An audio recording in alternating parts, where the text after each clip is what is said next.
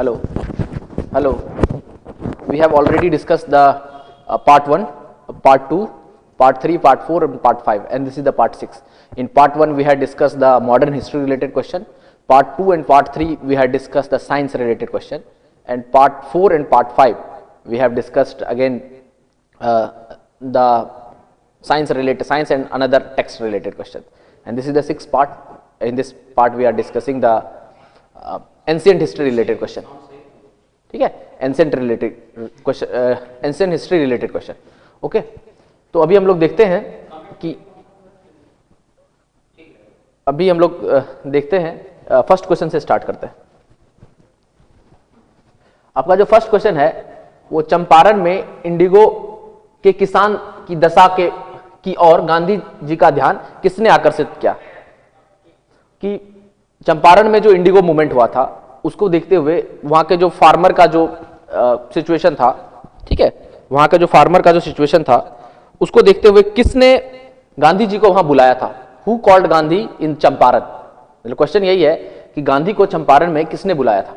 Option A है Rajendra Prasad, option B है Anugrah Narayan Sinha, option C है आचार्य कृपलानी, ऑप्शन डी जो है वो है राजकुमार शुक्ल, और ऑप्शन ई जो है वो है उसमें से कोई नहीं या इसमें से एक से अधिक. ठीक है, तो ये क्वेश्चन बहुत इजी है, और क्वेश्चन ये है कि चंपारण में जो इंडिगो मूवमेंट हुआ, ठीक है, उसमें गांधी को यहां किसने बुलाया था. तो option A again I am repeating, that is आपका Rajendra Prasad, option B Anugrah Narayan Sinha, option C Acharya Kripalani, option D राजकुमार शुक्ल, और ऑप्शन डी ई जो है इसमें से कोई नहीं या एक से अधिक. अगर आप इस सारे क्वेश्चन को देखिए, 4 ऑप्शन को देखिएगा, तो इसमें आपको चारों पर्सन ने पार्टिसिपेट किया था इंडिगो मूवमेंट में और गांधी के साथ एक्टिव पार्टिसिपेट किया था. दे ऑल आर द, ये ऊपर के जो 3 है राजेंद्र प्रसाद, अनुग्रह नारायण सिन्हा और आचार्य कृपलानी, ये स्टूडेंट्स थे, उस समय कॉलेज के स्टूडेंट्स थे. बट राजकुमार शुक्ल जो थे वो इटसेल्फ इंडिगो फार्मर थे, और इन्होंने ही गांधी को यहां बुलाया था, चंपारण बुलाया था. ठीक है, तो ऑप्शन डी जो है ये आंसर आपका करेक्ट होगा कि राजकुमार शुक्ल जो थे उन्होंने गांधी को जो है वो बुलाया था यहां पर बिहार बुलाया था. ठीक है, अब इसमें क्या था कि गांधी जो है वो 9 जनवरी 1915 को इंडिया आए थे फ्रॉम साउथ अफ्रीका. 21 साल साउथ अफ्रीका में रह करके वो इंडिया आए थे. ठीक है, जब इंडिया आए थे तो गांधी ने सबसे पहला जो सेशन अटेंड किया कांग्रेस का वो 1960 का सेशन अटेंड किया. 1916 का कांग्रेस का सेशन अटेंड किया. अब 1916 का जो सेशन था वो लखनऊ में हुआ था, और इस सेशन का एक सबसे बड़ी बात यह थी कि 1907 का अगर आप सेशन देखें कांग्रेस का और 1916 का जो सेशन देखें, दोनों बहुत इंपॉर्टेंट है. क्वेश्चन बहुत बार आते रहते हैं. जो 1907 का जो सेशन था वो आपका सूरत में हुआ था, और 1916 का जो सेशन था वो लखनऊ में हुआ था. मतलब आपको याद रखने के लिए, तो 1907 का जो कांग्रेस का जो सेशन था ये आपका सूरत में हुआ था, 1916 का जो सेशन था वो आपके लखनऊ में हुआ था. तो 1907 के जो सेशन हुआ था सूरत में, उसमें कांग्रेस जो है वो 2 भाग में बट गया था, एक गरम दल और नरम दल, मतलब एक्सट्रीमिस्ट और मॉडरेट में जो है ये बट गया था. इंडियन नेशनल कांग्रेस 2 भाग में बट गया था, गरम दल और नरम दल. और 1916 में क्या हुआ था कि आपका गरम दल और नरम दल के बीच में पैचअप हो गया. और दूसरा क्या हुआ कि जो 1906 में जो मुस्लिम लीग बना था, 1906 में जो मुस्लिम लीग बना था, मुस्लिम लीग जो बना था ढाका में, ठीक है, और आपको ये जान के ताज्जुब होगा कि जो आपके जिन्ना थे वो मुस्लिम लीग के फाउंडर मेंबर नहीं थे. जिन्ना जो थे वो मुस्लिम लीग का फाउंडर मेंबर नहीं थे. और जब 1906 में मुस्लिम लीग बना था 1906 में ढाका में, तो जिन्ना ने उसका अपोज किया था. ठीक है, जिन्ना ने इटसेल्फ मुस्लिम लीग का अपोज किया था. तो 1916 का जो सेशन था वो किसके लिए इंपॉर्टेंस है?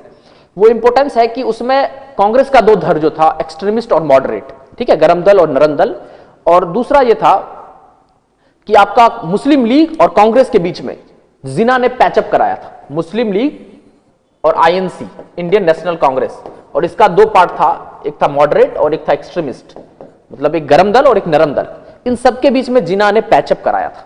ठीक है, उन सबका गठबंधन करवाया था. मतलब मुस्लिम लीग का जो 1906 में बना था, ढाका में बना था उसका, और कांग्रेस जो स्प्लिट हो गया था 2 भाग में 1907 में सूरत सेशन में, ठीक है, उस दोनों को पैचअप कराया था, एक साथ लाया था. कब? 1916 के सेशन में. कहां हुआ था? लखनऊ में हुआ था. और इसी सेशन में राजकुमार शुक्ल ने गांधी जी से मिले थे और उनको कहते कि आप बिहार में जो इंडिगो का जो इंडिगो कल्टीवेशन होता है और ब्रिटिश गवर्नमेंट के द्वारा उस पर जो अत्याचार होता है, आप उसके लिए बिहार चलिए, ठीक है। और उनको कानपुर गए, फिर अहमदाबाद गए उनके साथ, और फिर कलकत्ता होते हुए फिर बिहार आए थे, ठीक है। तो राजकुमार शुक्ल वॉज द पर्सन, वो जो थे उन्होंने इंडिगो कल्टीवेशन के ऑपरेशन के अगेंस्ट गांधी को चंपारण बुलाया था, ठीक है। अगेन आई एम रिपीटिंग, 1906 में मुस्लिम लीग का गठन हुआ था, कहां पर? ढाका में हुआ था। 1907 में लखनऊ में 1907 में कांग्रेस का जो सेशन हुआ था वो सूरत में हुआ था, और उसमें जो कांग्रेस जो है वो दो भाग में बट गया था, गरम दल और नरम दल, ठीक है। अब क्यों बटा था, that is the history question.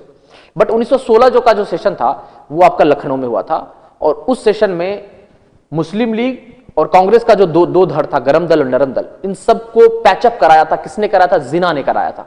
और सरोजनी नायडू जो थी उन्होंने कहा था उस समय जिन्ना को कि Jinnah you are the ambassador of Hindu Muslim unity, कि जिन्ना आप जो है हिंदू मुस्लिम यूनिटी के राजदूत हैं, ठीक है। तो जिन्ना का जो अभी मॉडर्न इंडिया में दिखने को मिलता है कि जिस तरह का सिचुएशन है कि उन्होंने, बट 1906 में जब कांग्रेस मुस्लिम लीग बना था तो Jinnah itself oppose the Muslim League, formation of Muslim League. Second question पे हम लोग जाते हैं। सेकंड क्वेश्चन एंशिएंट हिस्ट्री से रिलेटेड क्वेश्चन है। प्राचीन महाजनपद मगध की प्रथम राजधानी कौन सी थी? जो एंशिएंट जनपद था, महाजनपद था, 16 महाजनपद थे, उसमें से प्राचीन जो जनपद जो था, महाजनपद मगध जो था, ठीक है, उसकी प्रथम राजधानी कहां थी? ऑप्शन ए है पाटलिपुत्र, ऑप्शन बी जो है वो वैशाली, ऑप्शन सी जो है वो है चंपा, ऑप्शन डी जो है वो है अंग, और ऑप्शन ई जो है वो इसमें से कोई नहीं है, एक से अधिक।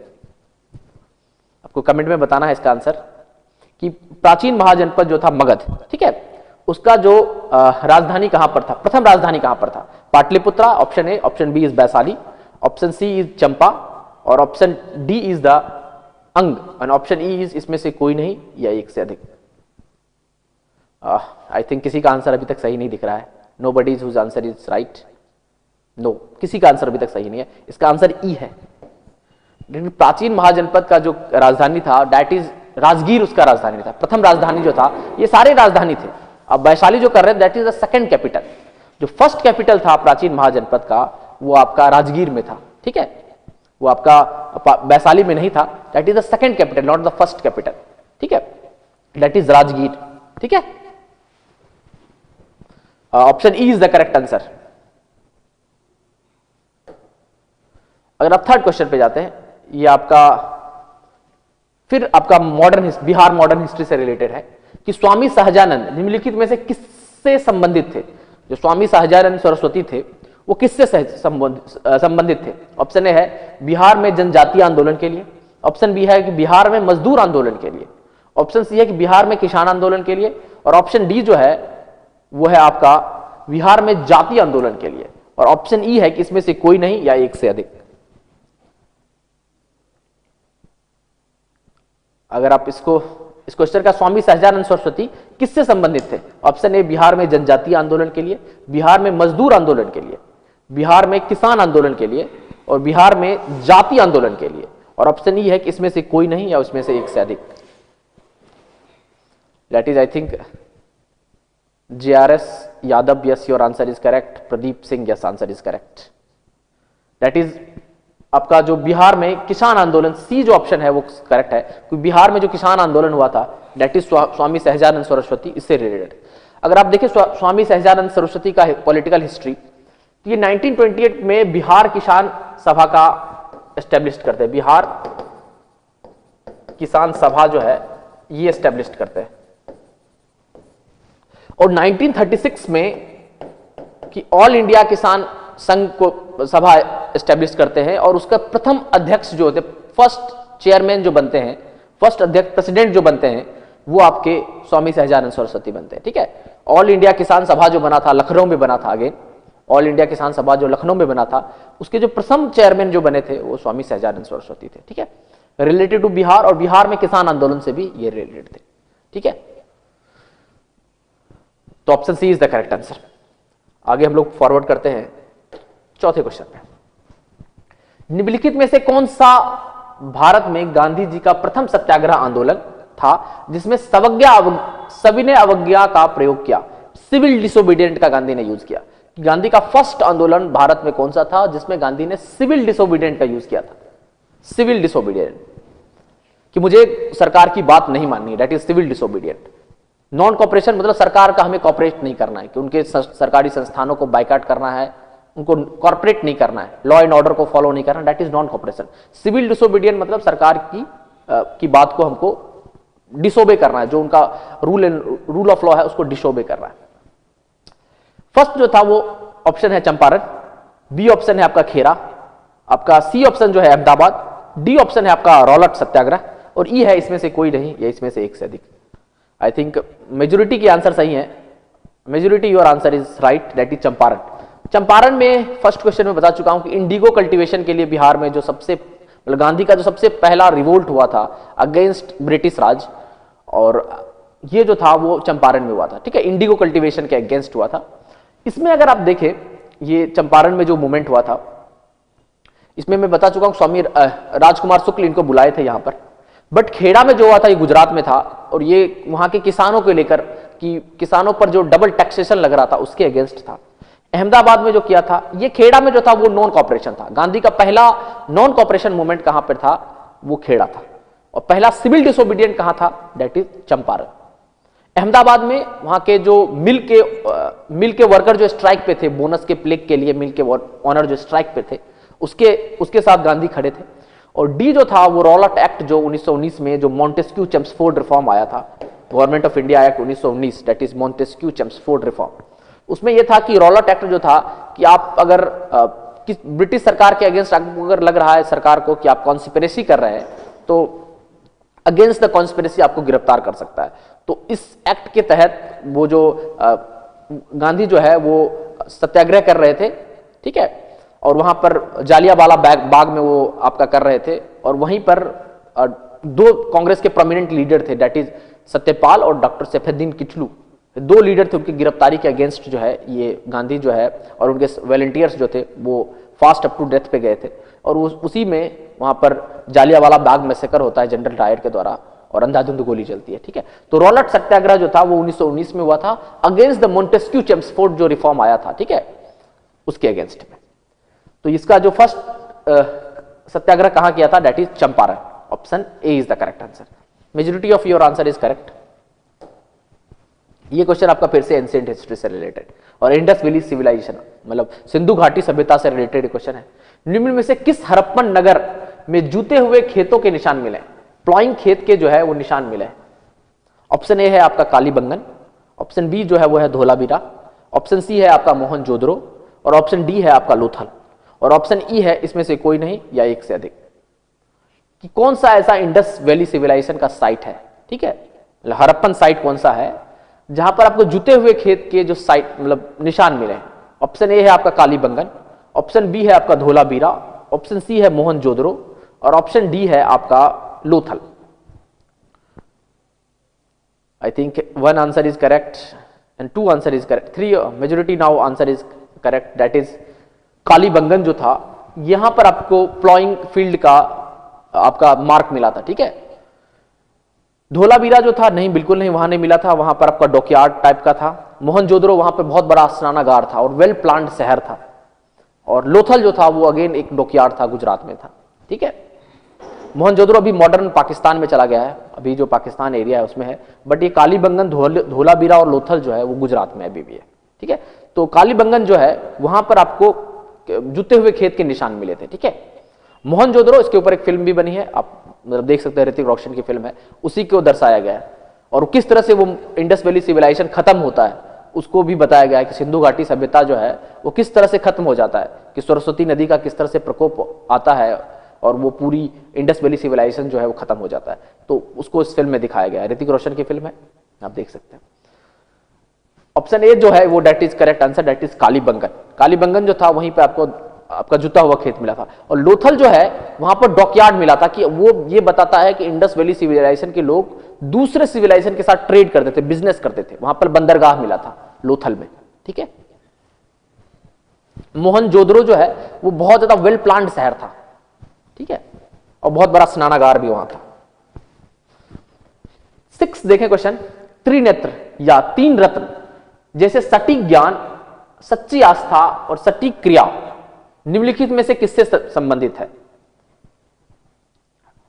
ऑप्शन ए है बौद्ध धर्म से, ऑप्शन बी है आपका हिंदू धर्म से, और ऑप्शन 3 है आपका जैन धर्म से, ऑप्शन सी है आपका ईसाई धर्म से, और ऑप्शन ई जो है वो इसमें से कोई नहीं या इसमें से एक से अधिक। अगर आप इस क्वेश्चन को देखें तो इस क्वेश्चन में एक आंसर को तो आप आसानी से एलिमिनेट कर सकते हैं, दैट इज ईसाई, क्रिश्चियन, इसको तो आसानी से एलिमिनेट कर सकते हैं। दूसरा, आप हिंदुइज्म को भी एलिमिनेट कर सकते हैं, हिंदू धर्म जो है इसको भी एलिमिनेट कर सकते हैं। आपको कंफ्यूजन जो ज्यादा रहेगा या तो बुद्धिज्म में रहेगा या जैनिज्म में रहेगा। ये दो आंसर को ईसाई धर्म में इस तरह का कोई स्पिरिचुअल कॉन्टेक्स्ट नहीं मिला है, और बहुत लेटर ये आपका जो रिलीजन है वो पिक्चर में आया था। हिंदुइज्म में इस तरह का कोई पिक्चर नहीं दिखने को मिलता है, बहुत एंशिएंट है, बट आपका करेक्ट आंसर जो है वो सी होगा, दैट इज जैनिज्म। जैनिज्म में जो है वो आपका 3 रत्न है, और वहीं पे बुद्धिज्म जो है उसमें 7 फोल्ड पाथ है, ठीक है। तो आपका सही आंसर होगा जैनिज्म। जैन धर्म जो है इसमें आपका त्रिरत्न की बात की गई थी, राइट नॉलेज, राइट एक्शन और राइट फेथ, ये जो था। क्वेश्चन है 7वां क्वेश्चन, ये आपके बिल्कुल एंशिएंट से रिलेटेड क्वेश्चन है। इनमें से किस शासन ने चतुर्थ बौद्ध संगीत कश्मीर में आयोजित किया था?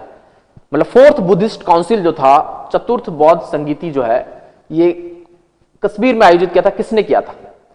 तो ऑप्शन ए है अशोक, ऑप्शन बी है अजात शत्रु, ऑप्शन सी है कनिष्क, ऑप्शन डी है वो है काल अशोक, और ऑप्शन ई जो है इसमें से कोई नहीं या एक से अधिक। कौन सा बुद्ध शासक जो था उसने 4th बुद्धिस्ट काउंसिल कश्मीर में किया था? फर्स्ट जो है आपका Ashok, second was Ajatashatru, third was Kanishka and third was Kalashoka. Majority your answer is correct, that is आपका कनिष्क जो था इसने 4th बुद्धिस्ट काउंसिल जो था ये आपके कश्मीर के कुंडल ग्राम में किया था, ठीक है। और यहीं पे जो है आपका बुद्धिज्म जो है वो 2 भाग में स्प्लिट कर जाता है, that is Hinayana and Mahayana, ठीक है। तो हम लोग एंशिएंट हिस्ट्री पढ़ेंगे, जब उसमें हम लोग बुद्धिज्म और जैनिज्म को पढ़ेंगे, तो जैनिज्म भी 2 भाग में बढ़ता है, that is Shwetambar and Digambar, and buddhism जो है वो भी 2 भाग में डिवाइड हो जाता है, that is Hinayana and Mahayana, ठीक है। तो आपका जो ऑप्शन सी जो है वो कनिष्क जो है that is the correct answer, option C जो है वो कनिष्क है। अगर आप देखिए तो 4 बुद्धिस्ट काउंसिल हुआ था, जो फर्स्ट बुद्धिस्ट काउंसिल हुआ था वो अजात शत्रु ने कराया था, फर्स्ट जो है वो अजात शत्रु ने कराया था, और ये कहां पर हुआ था? ये राजगीर में हुआ था। फर्स्ट बुद्धिस्ट संगीति जो हुआ था वो अजात शत्रु ने कराया था और वो राजगीर में हुआ था। सेकेंड बुद्धिस्ट काउंसिल अगर आप देखें तो ये आपके वैशाली में हुआ था, वैशाली में हुआ था, और ये काल अशोक ने कराया था, ठीक है। और थर्ड बुद्धिस्ट काउंसिल जो है ये अशोक ने कराया था, और ये आपके पाटलिपुत्रा में हुआ था। और 4th बुद्धिस्ट काउंसिल जो है ये आपका कनिष्क ने कराया था, कुंडल ग्राम में, कश्मीर के कुंडल ग्राम में हुआ था, और यही जो है बुद्धिज्म 2 भाग में डिवाइड होता है, that is Hinayana and Mahayana, ठीक है। Again I am repeating this thing. जो फर्स्ट बुद्धिस्ट काउंसिल था वो आपका अजात शत्रु ने कराया और वो राजगीर में हुआ, ठीक है। सेकेंड बुद्धिस्ट काउंसिल जो है वो आपके वैशाली में हुआ, और ये जो है इसको आपका काल अशोक ने कराया था। थर्ड बुद्धिस्ट काउंसिल जो है ये अशोका ने कराया था, और ये पाटलिपुत्रा में हुआ था। और फोर्थ बुद्धिस्ट काउंसिल जो था वो कनिष्क ने कराया, कश्मीर के कुंडल ग्राम में हुआ था। और ये जो है इसमें बुद्धिज्म जो है वो 2 भाग में बौद्ध धर्म डिवाइड हुआ था, हीनयान और महायान, ठीक है। क्वेश्चन नंबर 8 है, निम्नलिखित में से किस भारतीय दर्शन में परमाणु सिद्धांत को प्रतिपादित किया गया? अगर आपने 9th क्लास की, अगर आपने साइंस पढ़ी होगी तो ये क्वेश्चन का आंसर आप आसानी से दे सकते हैं।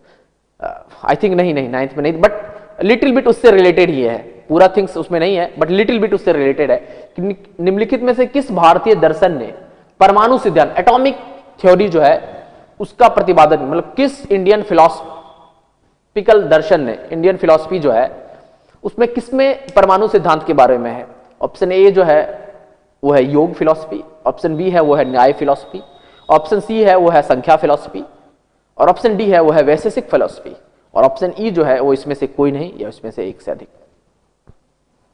किस भारतीय दर्शन में परमाणु सिद्धांत के बारे में है? Again I am repeating, option A जो है आपका योग, ऑप्शन बी जो है वो है न्याय, ऑप्शन सी जो है वो है संख्या, और ऑप्शन डी है वो है वैशेषिक, ठीक है। और ऑप्शन अपने 9th क्लास में यह है, आई थिंक साइंस के क्वेश्चन, साइंस के चैप्टर में है कि परमाणु सिद्धांत में महर्षि कनद ने इसको सबसे पहले किया था। ठीक है, एटॉमिक थ्योरी जो है महर्षि कनद ने किया था। ठीक है, बट किस फिलॉसफी में है, तो आई थिंक किसी का भी आंसर सही नहीं है। ये आपका वैशेषिक फिलॉसफी जो है, इसमें जो है आपका परमाणु सिद्धांत है। न्याय जो है इसकी रचना जो की थी पतंजलि ने किया था। जो महात्मा ये बाबा रामदेव ने जो पतंजलि किया है, योग is one type of philosophy, ये एक दर्शन है, और इसकी रचना जो की थी पतंजलि मुनि ने किया था। ठीक है, और बाबा रामदेव ने उसके ऊपर ही उसका पतंजलि आश्रम जो किया है। दूसरा, इससे क्या मिलता है, योग दर्शन में क्या है? योग दर्शन में आपका है कि आप अपने बॉडी और सोल पे, मतलब अपने शरीर पे और अपने मस्तिष्क पे योग के द्वारा आप कंट्रोल कर सकते हैं। इसके बारे में है आपका योग फिलॉसफी। किसने प्रतिपादित किया था? तो आपके पतंजलि मुनि ने इसको प्रतिपादित किया था। न्याय जो है ये another one type of philosophy है, और इसमें आप ज्ञान के बारे में आपको मिलता है कि हाउ टू अटेन नॉलेज, आप नॉलेज किस तरह से ज्ञान प्राप्त कर सकते हैं। और ये जो है ये महर्षि गौतम ने इसको किया था, न्याय फिलॉसफी को। संख्या फिलॉसफी है, ये कपिल मुनि ने किया था। कपिल मुनि ने, कपिल, ये गौतम और ये पतंजलि, पतंजलि। ये इसमें संख्या फिलॉसफी में क्या है कि इसमें यह है कि आप योग के थ्रू आप और मीडिएशन और कंसिलिएशन के थ्रू आप निर्माणा को प्राप्त कर सकते हैं और नॉलेज को अटेंड कर सकते हैं। ठीक है, ये जो है ये संख्या फिलॉसफी में है। और वैशेषिकी का है, उसमें परमाणु सिद्धांत है। और किसने बताया था कि एटॉमिक थ्योरी? तो ये कनद ऋषि ने बहुत पहले ये बताया था इसके रिलेटेड। ठीक है, तो ये आपका जो आंसर जो है, ये आपका आंसर जो है ये D answer is correct, Vaisheshika philosophy. ठीक है, ये संस्कृत से रिलेटेड, थोड़ा संस्कृताइजेशन से रिलेटेड है, एंशिएंट हिस्ट्री में है। If you prepare for civil service तो आपको एक बुक पढ़नी होगी, दैट इज नितिन सिंघानिया की किताब है, उसमें इसके बारे में बहुत डिटेल में है। 9th नंबर क्वेश्चन, ये आपके मिडिवल इंडिया से रिलेटेड है और दिल्ली सल्तनत के बारे में। किस दिल्ली सुल्तान ने रक्त और लौह, मतलब iron, blood and iron policy की नीति अपनाई थी? ऑप्शन ए है इल्तुतमिश, ऑप्शन ए है बलबन, ऑप्शन सी है गयासुद्दीन खिलजी, और ऑप्शन डी है मोहम्मद बिन तुगलक, और ऑप्शन ई है इसमें से कोई नहीं, और या उसमें से एक से अधिक। किस दिल्ली सल्तनत ने ब्लड और आयरन, ठीक है, की का जो नीति अपनाई था? Option A Iltutmish, option B Balban, option C जो है आपका अलाउद्दीन खिलजी, और ऑप्शन डी है आपका मोहम्मद बिन तुगलक। तो इसको अगर आप देखें तो that is one Nitin Kumar, yes your answer is correct.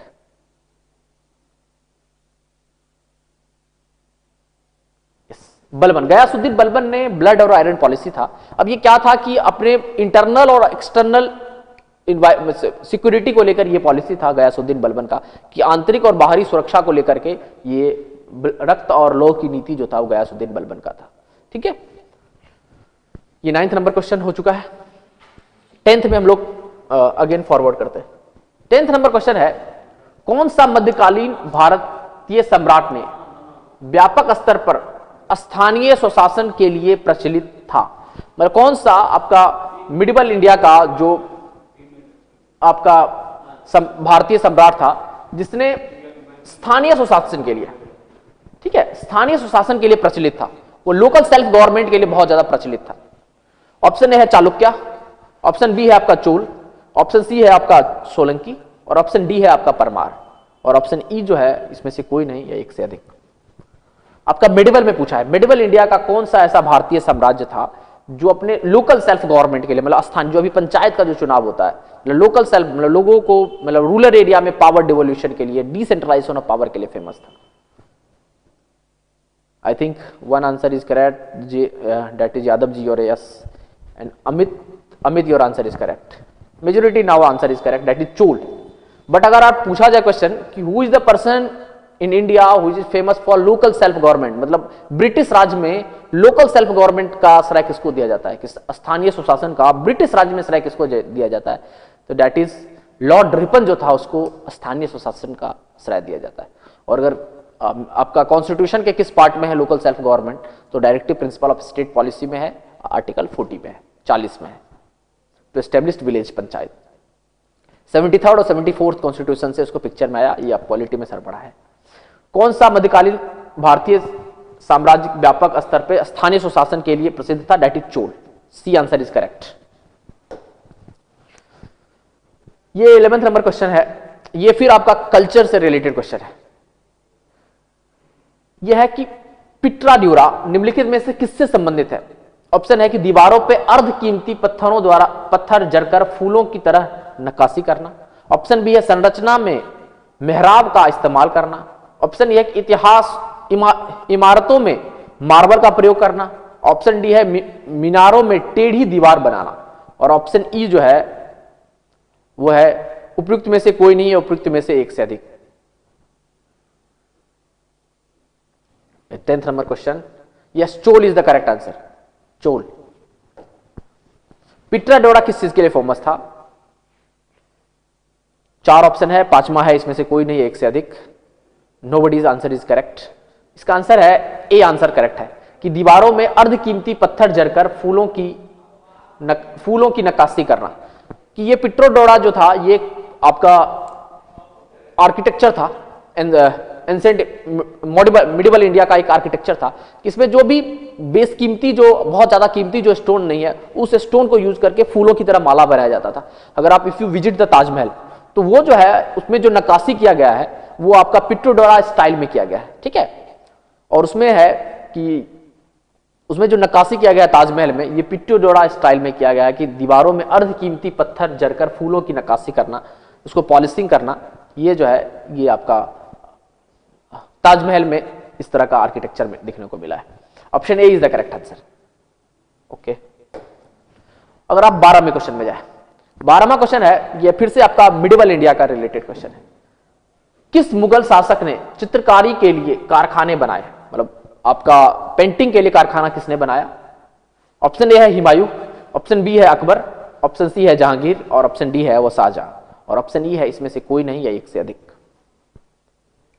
मतलब किस मुगल शासक ने चित्रकारी के लिए कारखाना, मतलब ये आर्किटेक्चर को बढ़ावा देने के लिए, आर्ट को बढ़ावा देने के लिए, आर्किटेक्चर नहीं आर्ट को बढ़ावा देने के लिए। Architecture is the Taj Mahal, Taj Mahal Qutub Minar ये सब मिला, that is the architecture. But ये जो है ये आर्ट है। आर्ट को किसने बढ़ावा दिया? किस मुगल शासक ने? मतलब सम 50-50% आंसर्स, सम से ए, सम से सी, बट किसी का आंसर करेक्ट नहीं है।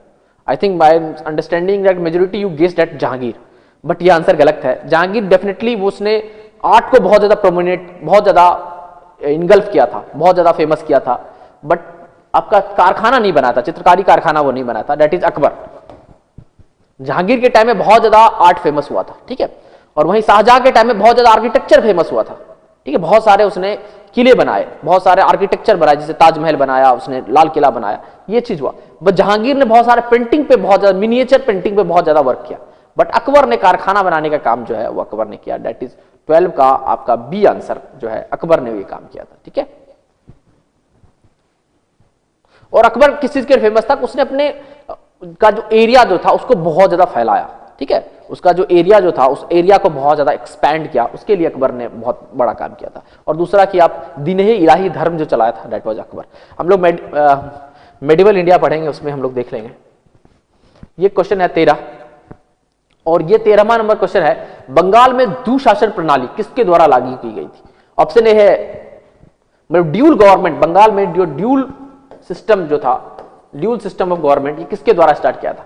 ऑप्शन ए है वॉरेन हेस्टिंग, ऑप्शन बी है विलियम बेंटिंग, ऑप्शन सी है रॉबर्ट क्लाइव, ऑप्शन डी है लॉर्ड कर्जन, और ऑप्शन ई है इसमें से कोई नहीं या एक से अधिक।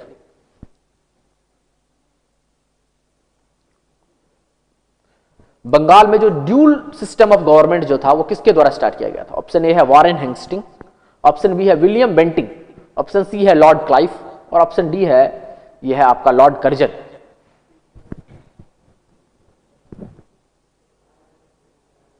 I think nobody knows answer is correct. दो दूसरे विलियम बेंटिंग बिल्कुल नहीं, इसने तो सती को एबॉलिश किया था, विलियम बेंटिंग ने चाइल्ड मैरिज को एबॉलिश किया था। I think Pooja Kumari, yes answer is correct, that is C answer.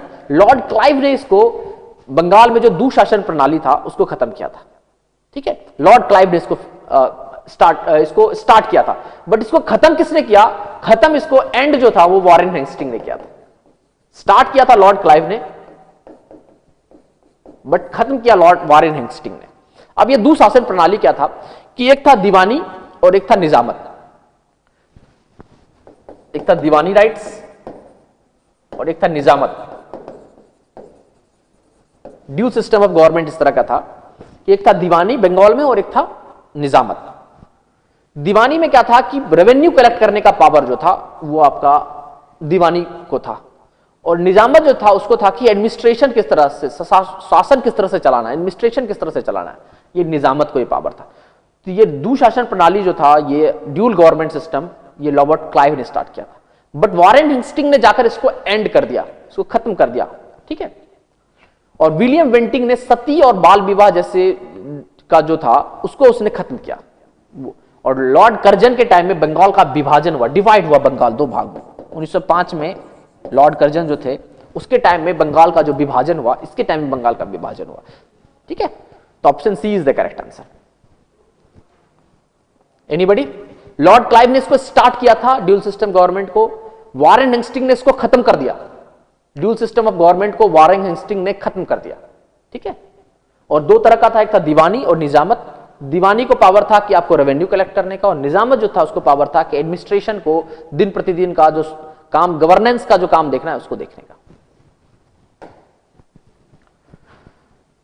यह 14 नंबर, ये बहुत इजी क्वेश्चन है, I think majority you will answer, I hope. इनमें से किसने 1893 में शिकागो में आयोजित धर्म संसद में भाग लिया? किसने जो शिकागो में जो धर्म संसद हुआ था उसमें भाग लिया? ए ऑप्शन है दयानंद सरस्वती, ऑप्शन बी है आपका स्वामी विवेकानंद, ऑप्शन सी है महात्मा गांधी, और ऑप्शन डी है वो है राजा राम मोहन राय, और ऑप्शन ई है इसमें से कोई नहीं है, एक से अधिक।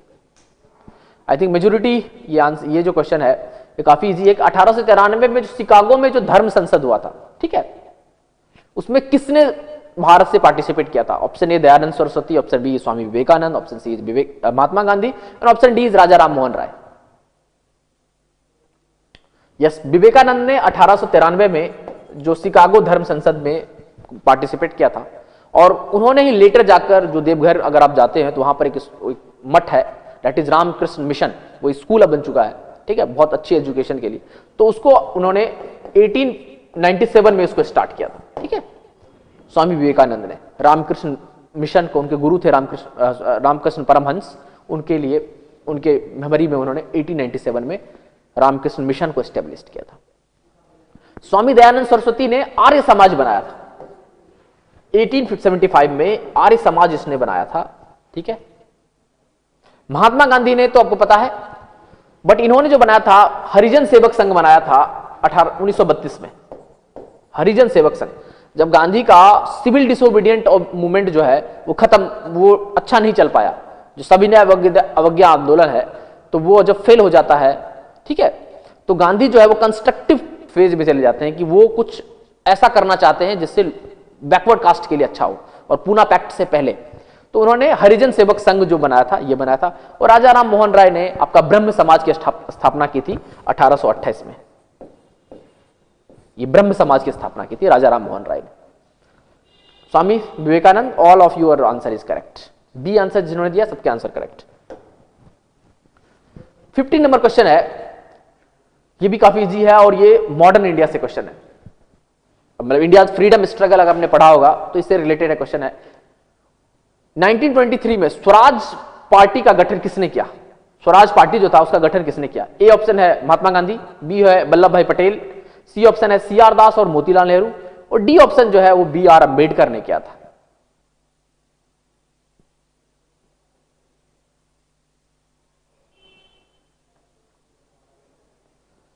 आपका स्वामी 1923 में स्वराज पार्टी का गठन किसने किया? महात्मा गांधी, वल्लभ भाई पटेल, दूसरा है C R Das and Motilal Nehru, और चौथा जो आपका डी ऑप्शन है वो बी आर अंबेडकर।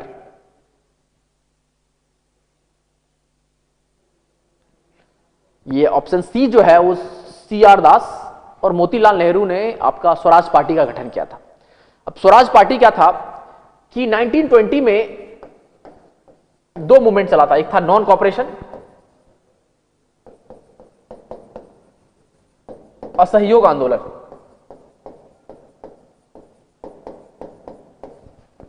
असहयोग आंदोलन, और दूसरा चला था आपका खिलाफत मूवमेंट भी चला था, ठीक है, इसके साथ ही खिलाफत चला था। ये असहयोग आंदोलन जो है वो फेल हो जाता है, गांधी वापस ले लेते हैं, फेल तो नहीं होता बट गांधी वापस ले लेते हैं बिकॉज चोरी चोरा इंसिडेंट हो जाता है, ठीक है। 1922 में आपका गोरखपुर के पास चौड़ी चौरा रेलवे पुलिस स्टेशन को कुछ वॉलंटियर जो है उसको जला देते। गांधी जो है नॉन कॉपरेशन मूवमेंट को वापस लेते हैं और इसके वापस लेने के बाद जो CR दास है और मोतीलाल नेहरू ने स्वराज पार्टी का गठन करते हैं, ठीक है। और स्वराज पार्टी का मोटिव क्या रहता है कि हम इलेक्शन कंटेस्ट करें और सेंट्रल लेजिस्लेटिव का जो इलेक्शन है उस इलेक्शन को हम कंटेस्ट करें, मतलब सेंट्रल लेजिस्लेटिव उसमें उत्तर प्रदेश था, वहां का इलेक्शन को कंटेस्ट करें और हम वहां के लेजिस्लेटिव असेंबली में जाएं और फिर लोगों को, मतलब इंडियन के हितों में जो कानून बने उस कानून को हम बनाएं और ब्रिटिश के जो कानून बना उसको हम अपोज करें। तो ये पार्टी जो है CR दास और मोतीलाल नेहरू ने स्वराज पार्टी का गठन किया था, ठीक है। जब नॉन कॉपरेशन मूवमेंट, असहयोग आंदोलन खत्म हो जाता है, खत्म मतलब चोरी चोरा इंसिडेंट के बाद गांधी इस मूवमेंट को वापस ले लेते हैं कि मैं वायलेंस का सहारा नहीं लूंगा, ये पूरा मूवमेंट जो है नॉन वायलेंट होना चाहिए, ये कह के गांधी इस आंदोलन को वापस ले लेते हैं। और वापस लेने के बाद CR दास और मोतीलाल नेहरू जो है वो एक नया पार्टी बनाते हैं, डेट इज स्वराज पार्टी। और इनका मेन मकसद क्या रहता है, बनाने के पीछे मकसद क्या रहता है कि वो सेंट्रल लेजिस्लेटिव असेंबली का जो चुनाव है उसको लड़े और उसमें जो भारत सरकार, जो ब्रिटिश सरकार जो भारतीयों के खिलाफ जो कानून बना रहा है, ठीक है, उस कानून का अपोज करे और इंडियन के फेवर का लॉ बनाए, जो इंडिया को, मतलब इंडियन पीपल को फेवर कर सके, इस तरह का वो कानून बनाए, ये इसका मेन मकसद था, ठीक है। CR दास और मोतीलाल नेहरू, लेटर जो है वो आपका CR दास की डेथ हो जाती है और मोतीलाल नेहरू भी इसको बहुत ज्यादा दिन तक नहीं ले जा पाते, ये पार्टी खत्म हो जाती है। और 1924 का जो सेशन होता है उसमें गांधी जो है कांग्रेस के, मतलब ये जो स्वराज पार्टी बना था ये कांग्रेस का ये खेमा बनाया था, ये पार्टी जो गांधी से नाराज रहते थे वो खेमा मिलकर इन्होंने स्वराज पार्टी बनाया था। और गांधी 1924 में फिर कांग्रेस के प्रेसिडेंट बनते हैं, सिंगल बार गांधी वन टाइम कांग्रेस के प्रेसिडेंट बनते हैं across the history of Congress. Congress के जितने भी आपका वो होता है संगठन, जहां भी सेशन होता है उसमें एक ही सेशन में 1924 के सेशन में गांधी प्रेसिडेंट बनते हैं और वो बेलगांव में सेशन होता है। ये क्वेश्चन आ सकता है कि when Gandhi became the president of INC, Indian national Congress के गांधी कब प्रेसिडेंट बनते हैं, तो 1924 में गांधी जो है वो इंडियन नेशनल कांग्रेस के प्रेसिडेंट बनते हैं, ठीक है। बेलगांव में होता है, महाराष्ट्र में, अभी महाराष्ट्र में। ऑप्शन C जो है ये करेक्ट आंसर है, that is CR Das and Motilal Nehru, ठीक है। तो आज के लिए हम इतना ही रहने देते हैं, थोड़ा बड़ा आज का सेशन हो गया था, थोड़ा एंशिएंट हिस्ट्री को डिटेल में हम चले गए थे, बट ये 6 डे था, 6 दिन में हमने 105 क्वेश्चन को हम लोग देख चुके हैं अभी तक। और आपको पुराना जो प्लेलिस्ट है वो आपको मिल जाएगा आदित्य मैथ्स के चैनल पे, और आप इस चैनल को वीडियो को लाइक करें, चैनल को सब्सक्राइब करें और शेयर करें ज़्यादा से ज़्यादा। This class is totally free of cost in this time, but हम लोग BPSC के जितने भी आपके क्वेश्चंस हैं सारे क्वेश्चंस को हम लोग एक्सटेंसिवली डिस्कस कर लेंगे, ठीक है। तो अगले दिन मिलेंगे विद द 7th एपिसोड, ठीक है। Thank you so much for your patience listening.